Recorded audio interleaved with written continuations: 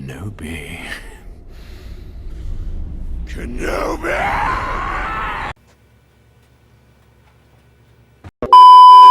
Yeah, Kenobi is amazing. I loved this show. I thought this show was incredible. But before I get into why I like this show, I'm going to address something really quick. There's a lot of people who don't really like this show.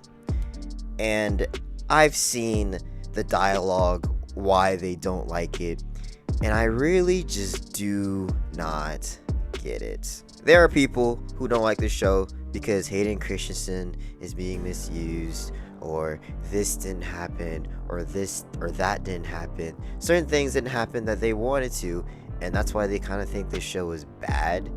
And I'm sorry, but I just don't really get it. Actually, no, I'm not sorry. I just don't understand why, these people are feeling this way. I mean, I get you want your expectations and, you have a certain idea of how a certain thing is gonna go, but just because it doesn't go your way doesn't automatically make the show bad. Like, I remember seeing the dialogue after episode 4 that this show was bad because, Hayden Christensen wasn't being used properly. And I'm sorry, I just... what? Like, I get there's valid criticisms into why the show is bad or why you think something in general is bad, but I'm sorry, I just haven't seen a single valid criticism why people think this show isn't good. It was pretty obvious to me that we weren't gonna see a lot of Anakin. I mean, like, yeah. Like, this show is between episode 3 and 4, and in case you didn't know, Anakin looked like this. So yeah. And then after he looks like this, he becomes this big, scary, mean guy named Darth Vader. And he force chokes people and, does stuff like this. And dang, he's really scary. I know I may be explaining this like some of you have never seen Star Wars before, but the way how you guys are acting, it acts like you guys have never seen Star Wars before. So yeah, I just don't understand why people don't like the show. I mean, I get you don't have to love it, and heck, you don't even have to like it, but I just haven't seen a lot of valid criticism into why this show isn't really good. I don't know. What do I expect? It's Star Wars fans. But yeah, I don't get it. Basically, people are complaining that there's not enough Anakin and Obi-Wan screen time, but I don't know. I don't really care. Like, if you really want Anakin and Obi-Wan live action screen time, then just go watch the prequels. And if you want to see good character development between these two, go watch the Clone Wars. So you're basically complaining that there's not enough flashbacks. I don't know. I don't know. If someone can give me a valid reason why they don't think the show is good, then I will hear you out. But if it's, centered around any of that, I'm just not gonna listen to you. Anyways, from here on out, I'm going to be talking about nothing but good things about this show. So, get ready. I think something that Kenobi does so well is making this show very character-centered.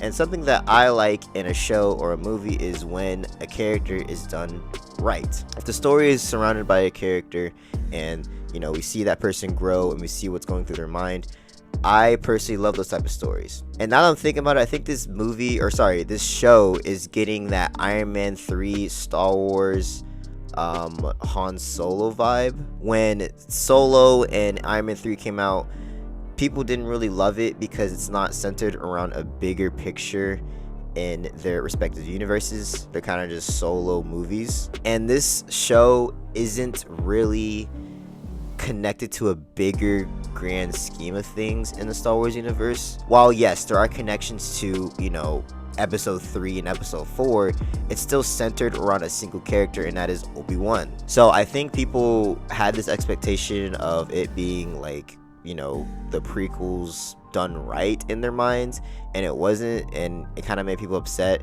But I don't know, I like centered character stories. Everything doesn't have to be connected to a bigger story. It can just be its own thing, and that's what this show is. I love seeing the torment that Obi-Wan goes through, especially from the beginning. We see him go through these flashbacks of his time in the war and his time, with Anakin. And I think it's great to see, his mindset through this time, because well, it makes him more relatable, to be honest. Like, let's be real, in the prequels, or well, okay, how the prequels did it is something different, but the Jedi Order in general, it's not very grounded. They tell you to let go of your emotions, they tell you to let go of that fear and that anxiety, but it's just not realistic. And what they stood for was the very same thing that caused them to fall, which is ironic. And when we see Obi-Wan, he's very connected to the Jedi Order. He's on the council. He likes Mace Windu. He's Master Yoda is his own master, so he's very connected to the Jedi Order.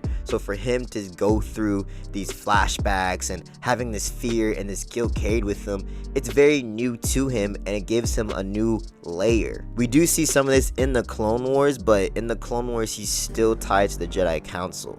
Now all his friends are dead, so it's just him. It's great to see him get confidence and to understand who he is as the story goes along. I will say episode 4 kind of, hits the same beats in this show.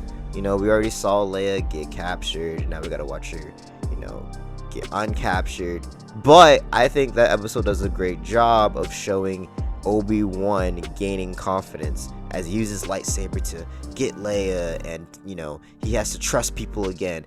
It still adds to his character, even though that the episode itself is probably the weakest. So yeah, it's not the greatest episode, but it's still not terrible. And something that I really liked is just seeing Obi-Wan, becoming his own person. So by the time we see him fight Vader for the last time, it's very powerful. It's powerful because we're on this journey with this character that is struggling with guilt and shame, and by the end he understands that guilt and shame and that past is something that he can let go of, and he can finally become something new. I'm really surprised that this show adds layers to New Hope, and I say that because we get another side of Leia as a young kid. Like, this woman is absolutely strong. Like, what the heck? This woman is so strong-minded. Like, I did not know she had that in her.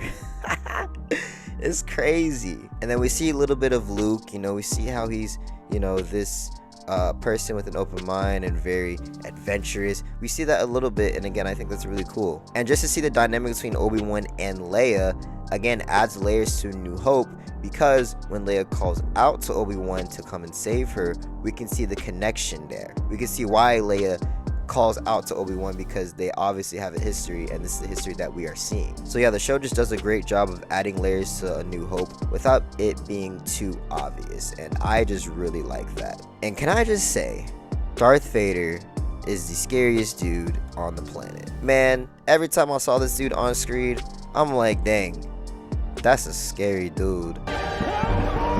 Like, bro, this man, every time he walks into a room, you're just like, oh my god, that's a scary dude. Like, holy cow, man. Like, I don't know what else to say. Like, whenever he walks into the room and the Inquisitors are, terrified of him, it just adds so much to who Darth Vader is. Like, we know he's a scary dude, but to see that on screen is something different. And I keep forgetting how powerful this man is. Like, to see him to see him just force grab a cruise ship out of the air like it's nothing, man, that's a scary dude. Like, holy cow, man. And just to add, and this show adds layers to Vader as well. It does a great job of showing the relationship between Vader and Obi-Wan, and that's something that we've never seen. We've seen the relationship between Anakin and Obi-Wan, but we've never seen the relationship between Vader and Obi-Wan other than episode 4. So to see that relationship and to see these two go at it, and to see these two go through, their own personal demons and their own personal emotions, it adds so much to these two characters. And that's something that this show does well. It does a great job of defining characters that we already know. And that's hard to do for a prequel story like this. You know Obi-Wan's not gonna die. You know Darth Vader is not gonna die. You know Leia's not gonna die. You know that's not going to happen. But the mission for a show like this is to add layers to the characters that we already know, and it does such a great job of doing that. So yeah, man, I really like this show, and I enjoyed it. I personally think it's my favorite Star Wars show on Disney Plus. I think so. I think I like it a little bit more than Mandalorian. I don't know, Mandalorian's really good, so I don't know, it's up there. It's definitely up there. But yeah, I mean, I liked it. You know, I think it's very good. If people didn't like it, then I really don't know what else to say, because I genuinely thought it's not perfect, but it's really good, and I enjoyed it. So yeah, I think I'm gonna give this a 9 out of 10.